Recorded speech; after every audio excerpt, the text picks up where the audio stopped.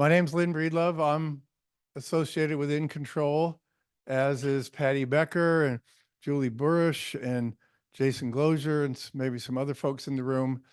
And In Control was really the organization focused on self-direction that sponsored a gathering about a year ago of some people who use Iris, some of their family members, some other self-direction advocates, and then some other people who were involved in Iris in other ways.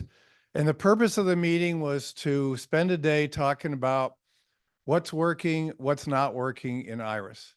And as far as we know, that was the first time since Iris started 15 or 16 years before, when there was a gathering of people who actually use Iris to talk about how's the program working. And so we felt like, hey, we're overdue. We ought to be doing that. And the result of that, which took quite a while, is the document in front of you called the Iris Report.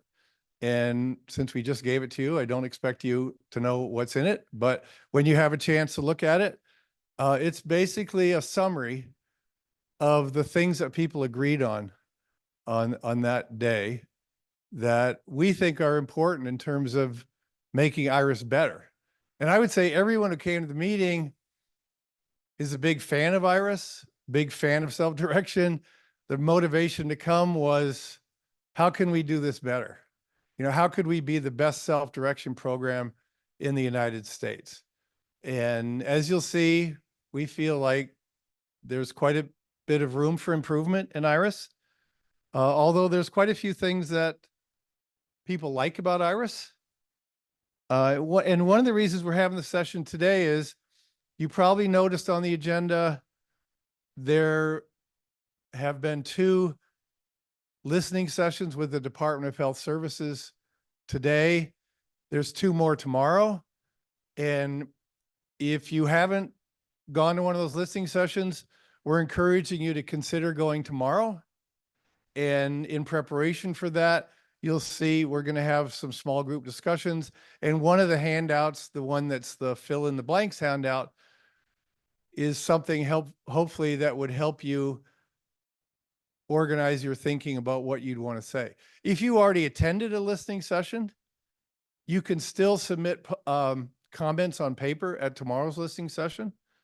The other thing we felt was, it's important for people who weren't at that meeting a year ago to hear what people at that meeting were thinking, and to sort of help you clarify your own thinking about what you like about Iris, what you think could be better. So that's part of this. It's not just about the listening sessions. And basically, the first part of the session is going to be to briefly talk about the 8 concerns that are in your first handout. That's not all of the concerns that are in the report, but it's probably the major ones. And the people who are involved in developing the report decided these are the ones that we wanted to highlight. So I'm going to talk about some of those, but we also fortunately have 2 of the people who were at that meeting. Andy Thane and Kathy McCutcheon are going to join us by Zoom, and they're actually going to briefly give you their take on some of the items on that list. But before we do that, I also want to mention the fact that there's a number of things that people appreciate about Iris and talked about at that meeting that are important to notice as positive things about Iris. One thing is that it's a statewide program. And a lot of you might not know, in some of the other states, self-direction is available in certain counties, certain parts of the state, but not the whole state.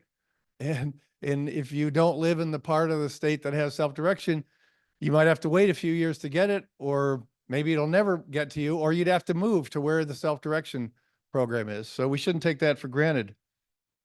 A number of people talked about the fact that Iris is more participant friendly. It's more receptive to what the person with the disability and their family want than a lot of other parts of the human service system are. And even though we think we can improve on that, we ought to just take notice of the fact that it's already better than a lot of other Medicaid programs. We also noted that a lot of people like their IRIS consultants. They're satisfied with the support they get from them. They feel like they get good advice, good guidance. So we wanted to note that. Another thing is that when you don't like your budget and you want a budget amendment, we have the option of asking for one in IRIS, and it turns out most people who request budget amendments actually get them. Sometimes not as quickly as they would like, but at the end of the day, they're getting a yes, which is good. A lot of participants report that they have significant flexibility around their budget and that they generally get to choose their services and their workers. Another thing we shouldn't take for granted. Most participants do get to participate in the development of their IRIS plans. And also people noted that it's really good that they have a choice of ICs and FEAs. You know, if you're not happy with your IC or your IRIS consultant agency, there are other ones you could choose. If you're not happy with your fiscal employment agency, you could try another one. So that's not necessarily something that the state would have to offer, but fortunately they do. So that's a good thing. So if you look at the handout that says possible IRIS issues that you could raise in a listening session, and we're not saying these are the only ones you could raise. You can raise any issues you want. These are just ones that if they actually fit your view of IRIS, you might consider raising. The first one, Kathy is going to talk about. Yeah, the first one is it takes too much time and effort. So I'm brand new to IRIS. I'm a parent advocate and a graduate of Partners in Policymaking. And my son just started using it about a year and a half ago. So getting into the program was easy. But if you want to make a change, you can't do it directly, which makes it not quickly. So if you want to change your IRIS consultancy, you can do that. But you have to, I had to go through my ADRC to make an appointment, to have her come out to my house to sign paperwork. And then I had to wait for her to submit it and wait for the new agency to call me. So it's just long and drawn out. If you want to change for your fiscal agent, you make the request in one quarter, but then you have to wait until another quarter for it to take effect. If you want to add a service that isn't already part of the IRIS network or approved, then that person or service provider has to jump through a bunch of hoops, which can take a lot of time and can also discourage some of the newer providers from joining in. And there also can be a lot of time and effort spent on finding and recruiting the employees that you need for your participant hired staff. Andy, do you have anything to add to that? I think you summed it up really well. I will talk a little bit more about the staff and getting people hired and paid next. Lynn, do you want me to just jump in, or do you want to transition here? Or No, let's move on to number 2. okay, so the next thing that I want to talk about, and this kind of dovetails with what Kathy was saying, it takes too long to get new workers hired and paid. This used to be really, really painful. I have waited as long as 6 weeks to get an application approved. That time now is more down to 2 to 3 weeks. But often that's because I am always asking my IC to expedite the paperwork because I am chronically short-staffed. And my parents have to fill in when I don't have enough providers, which they are happy to do, but it's better for everyone if I can find the outside support that I need. I was just actually going over the payroll schedule for a new worker that started this past Monday. and she's going to submit her timesheet at the end of 2 weeks. She won't see her first paycheck until November 22nd.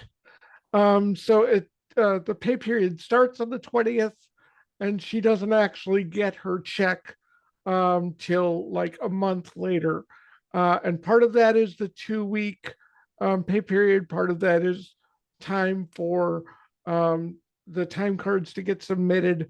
And then part of that is actually for the state to actually process the payroll. I have been advocating for a long time for weekly pay, and I think that would alleviate some of that. Unfortunately, the answer I've gotten from the department to this date has been no. So that's been frustrating. There's a lot of things Iris could do to make the process easier on the employees, the people that we hire. I agree with Kathy that it could be smoother for participants, but I think along those same lines, part of retaining good staff is making it easier for those staff to actually move through the process and get trained and hired. And training is another thing that Iris could be more supportive of. So those are kind of the high points on that issue as I see them. Thanks, Andy. Kathy, you want to do number 3? Yeah, so number 3 is on unmet budget needs. So I don't know if everybody is aware, but DHS has come up with a new algorithm that is being applied after the functional screens for this year. And I've been hearing from a lot of self-advocates and other families that their budgets, even if the IRIS participants' needs are staying the same or are increasing, their budgets are actually decreasing drastically this year. My own family lost over $950 for my son's budget. This is something that can cause a lot of distress and obviously not meet needs, because some of the families that I've talked to have needed to cut staff or staff hours or drop services that have really been serving their family members well. And this will also potentially make it harder, going back to Andy's point, to retain staff if we don't have the full budget that everybody needs to get their needs met and to have things run smoothly for daily living. Yeah, and again, building on Kathy's point, Iris, the cornerstone of what Iris is, allows me to control my budget. But DHS has put some restrictions on that control that are unnecessary. I am actually currently in the middle of submitting paperwork for a public hearing on this issue because there were some unspent dollars in my budget that I wanted to reallocate. And I caught a lot of resistance on that issue from my IC and also her supervisor. I've also seen resistance and this kind of goes into what Kathy was talking about in terms of potential budget cuts. I wanted to increase the rate of pay for my supportive home care workers so that it more closely reflected the 1883 per hour that they are paid for personal care. And I was strongly encouraged to not do that because my IC is expecting my budget to be cut in February when they redo the screen, even though my functional screen reflected absolutely no changes. So communication on that issue that Kathy talked about has been murky and confusing, and it does make it very difficult to recruit staff when you have to be less than transparent about what the hours will be, what the rates of pay will be, and if those types of things have any sort of sustainability. It just makes it much harder than it should be. And so I don't know what can be done about that, because if there's budget cuts, um, that's not necessarily an Iris issue. That sounds like it's a broader long-term care issue. But specifically for Iris, that sort of murkiness around how we're able to spend our dollars and what happens when dollars are unspent, can they be reallocated or not, makes the program less effective than it could be. So Andy, that you were moving from number 3 to number 4, is that right? Or do you have more to say about number 4? No, I moved from 3 to 4. Yes. Okay, great.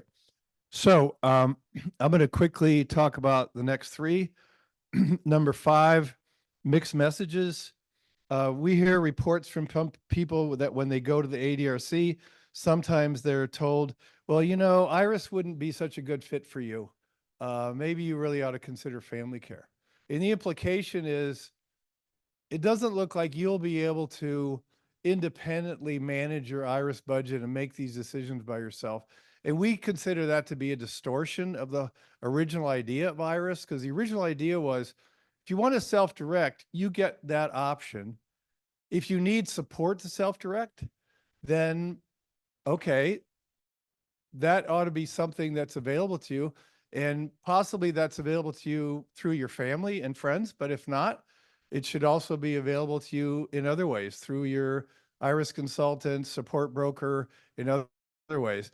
Instead of saying, oh, you know, you're really too disabled to self-direct, or you're not smart enough to self-direct, or you haven't shown a track record of being independent enough to be self-direct. Any of that sort of discouragement from choosing Iris, we think is wrong. And we've even heard some people get the response that when they ask for a budget amendment to get more support in their plan, sometimes the response from state government is, well, if you need that much support, maybe you really ought to be in family care. Well, that's not the way things started out. When family care and Iris were made available in every county, the idea was if you're eligible for Medicaid community long-term care, you can choose family care or Iris. And we're not supposed to be like talking you out of choosing self-direction. And so that's a concern. This number 6 is a lot of people, even people that are happy with their ICs, say, you know, sometimes my IC just doesn't have enough time to come and meet with me, or to talk through my options, or to help me find a new provider, or help me figure out ways to experience more community integration. And if you look at the contract between the state and the Iris consultant agencies, the list of things that Iris consultants are supposed to do is really long. I mean, it's like 30 things. And when you look at it, you realize that's not possible with a caseload of 40 or 45 or 50 people. So one of the things, say that again.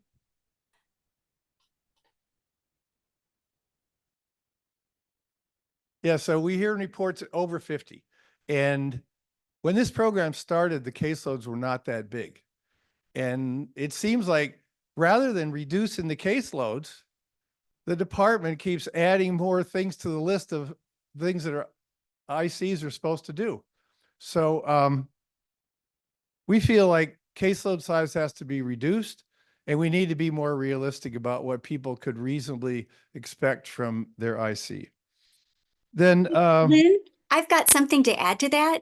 yeah, go For ahead. those of us that really like our IC and know they're doing a great job, I have been hearing from my IC as well as some others that they're feeling a little overburdened, and that I don't know if the pressure is coming from DHS or from their own corporate structure, but some of them are getting like hard deadlines to complete a certain number of tasks by a certain time frame instead of just being left to balance their workload and to adjust to their clients.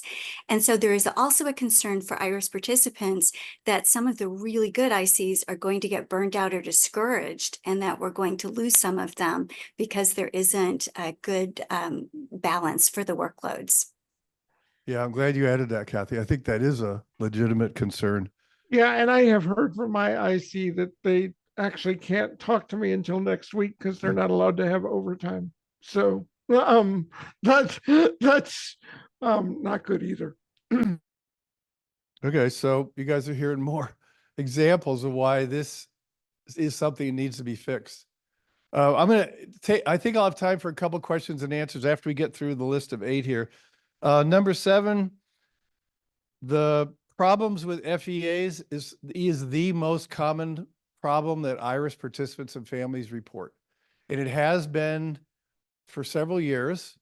And I think the department has made some efforts to improve the situation, but people continue to report that they can't understand the monthly reports they get from the FEAs, or they have errors in them, or their workers are getting paid the wrong amount, and then it takes a long time to fix that. So this is still probably the number one problem that people report about IRIS. So it's something that still needs to be attended to. So the last one, Kathy is going to talk about. Yeah, so I had mentioned before that my family is new to IRIS. So there really isn't any kind of orientation or training to provide a new family, especially coming from young, from like the child program to the adult program. So I got some vague general information from the ADRC rep who was helping us with transition, but I really didn't get any of my questions answered. And I really had no idea even some of the questions that I should be asking. I didn't hear about a support broker until I was many, many months into an unhappy relationship with our first IRIS consultancy, because I didn't know where to go to find the information. DHS has a handbook, but it is really basic. It does not answer specific questions, and it seems a little overly focused on procedures and make sure you don't break any of the rules.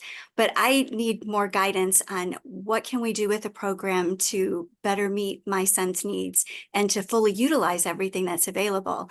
So I've got a college metaphor. I feel kind of like if you look at students that go off to college, freshmen always get an orientation where there's like socializing and they can talk to older students and meet some of the professors and they get an idea of things. But for IRIS, we didn't get any information. So I felt like somebody said, oh, you can go to this university and major in anything you want. And you register for classes, but they didn't give me the course catalog. So I don't even know what classes to register or what's available. So I do wish that there was more of a training process, whether that is an expanded and user-friendly and more interesting material coming from DHS, whether it's some kind of like in-person county-based program or video like Zoom. But I definitely think it would be helpful for new participants to be able to hear from self-advocates and families that have a lot of experience, so we know what to expect, what questions to ask, tips, guidelines, that kind of thing. Okay, thanks. So I know some of you have your own experience of some of these issues, and one of the reasons we're going to break into small groups shortly is so that you'll have a chance to talk with other people in your small group about an issue that you're concerned about. But before we do that, I just want to ask, does anybody have any questions about any of these 8 issues? Because I want to make sure everybody's clear on what we're saying. You know, obviously we're summarizing what's in the report in more detail, but maybe we can clear some things up right now. Yeah, go ahead.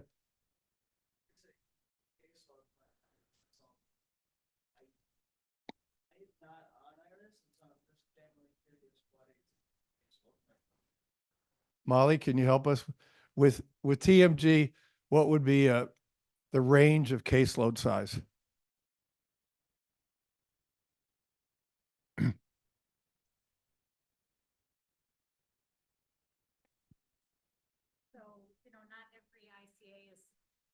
Not every ICA is set up exactly the same. So when you look at the ratios, they aren't necessary. I mean, they're pretty close to apples, but not necessarily if you have an organization that has centralized supports for some functions. So it gets in the weeds, but generally, we do our best to stay within the 1 to 50, but with the idea that we do have additional supports. So, What would like employment, would that be an example? yeah, we have an employment specialist. We don't have, our functional screeners are separate from the ICs where some ICAs combine the role. We have financial eligibility specialists that help with when you get in really sticky Medicaid issues. We have some plan support people that help ICs when there's tricky service authorization issues, stuff like that. So in another ICA where all those things are supposed to be done by the individual ICs, the individual ICs obviously have a bigger workload. In this particular ICA TMG, where certain things on the list of IC duties are set aside and giving to a specialist, whether it's employment or eligibility or whatever, that makes a little bit of difference. So it is hard to compare, but the point is the limit in the state contract is 1 to 50. And we think most of the ICAs are probably up in that 40 to 50 range, as far as we know. I mean, we don't have like this month's numbers on that, but we do see some data on that. Did anyone else have a question before we move on? Yeah, go ahead. What means? Yeah, what's your question? Thanks, thanks, self-advocate. Self-advocate ask for help. So if a self-advocate asks for help, what happens? Right, it depends. Like if it's an emergency, yes, 911. If it's help with, there's something in my IRIS plan that I'm not getting, or there's a service I am getting and I'm not happy with it. A lot of those calls would be to your IRIS consultant. And hopefully your IRIS consultant would have ideas for you or could assist you. But as we said before, with a large caseload size, there may be some things where the IRIS consultant is going to say, gee, I don't know. You may have to work that out yourself. I'm not sure I have enough time to sort that out for you. Hey, Go ahead. Lynn. Yeah. Hey, Lynn, I've got a quick ad for the potential resources. Disability Rights Wisconsin has an ombuds program that's specific for the for IRIS participants. Yep. They can help with, like if your employees aren't getting paid, they can't change the pay schedule, but if there's some kind of technical glitch, and they can also help if there is an issue with Medicaid billing or getting Medicaid reestablished or things like that. So if people are really having problems that their IC is not able to resolve, then another resource could potentially be DRW. Yeah, good point. And Disability Rights Wisconsin has a website. Toll-free numbers are on that website, so it's easy to call in. It's free. Oh. Yes. Did you have a question in the back?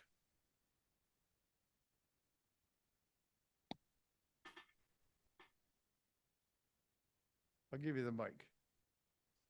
That might be helpful.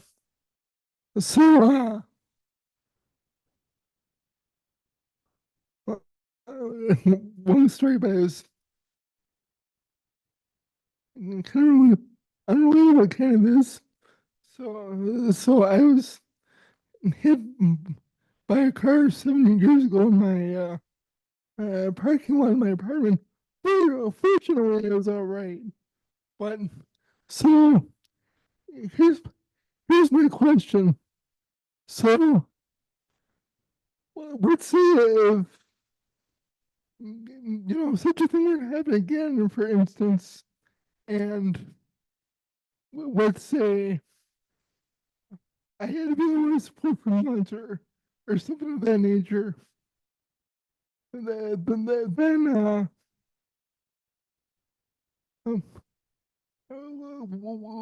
what's the limit for my for my caregivers to get paid, or do they have like some sort of you know paid time if something were to happen to me? Let me say first, I hope it doesn't happen to you. I hope lightning doesn't strike twice for you. But secondly, if something happened to someone and they're already in Iris, and that means they're going to need more support than they were receiving before this thing happened, it's possible to change your Iris plan, change your Iris budget to give you different support or more support to make sure that you're getting the sufficient support you should get. So obviously there are people in Iris where something's happened, whether it was an accident or a progressive medical condition, and it meant they needed more support, and those adjustments can be made. So I want to move on to small groups because I want to make sure you guys have enough time. So the first thing I want to tell you is we're only going to have 5 small groups. So that means we're not going to be able to discuss all 8 issues. And if you take that first handout, the possible Iris issues, let me just tell you right now which groups we're going to have which issues we're going to have a small group for, because you're going to have to think about which one you want to sit in on. So we're going to have a small group for number 1. We're going to have a small group for number 2. We're going to have a small group for number 3.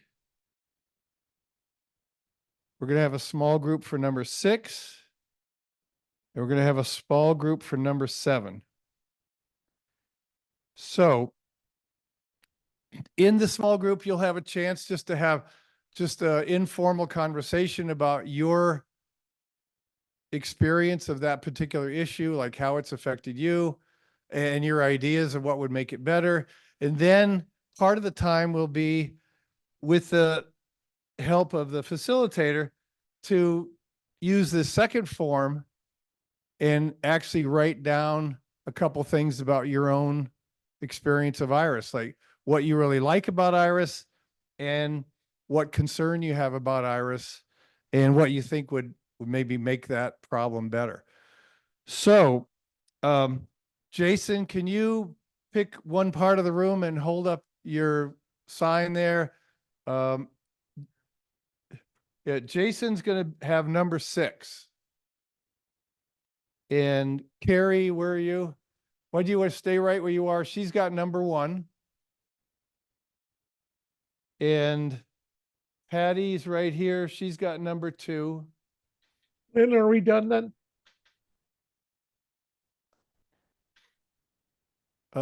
Yeah, Andy, we're not going to reconvene in large groups, so you and Kathy could sign off if you want to, because you probably won't be able to hear much from the small groups, but thank you very much. Happy to do it. Take care, guys. You're welcome. Thank you. Where's George? Oh, okay. George's over there. He's got number 3. Right in the corner here. Then Julie, where are you? Julie's, well, pick a table for yourself. Julie's got number 7 about FEAs. And have I got, I think, okay, so facilitators, hold up your signs. There's 5 different locations. Then you guys can vote with your feet or with your wheels and go to the issue you want to talk about. And if you're not really sure which one you want to talk about, then just pick any one, and I'm sure you'll have an interesting conversation. Okay, we're officially out of time. You don't have to leave the room right away. There's no other workshop in here until 3:15. But this is officially a break time. If you want to take a break before you go to your next session, it's up to you. But thanks to everybody for coming, and please consider going to the listening session tomorrow if you haven't done it already.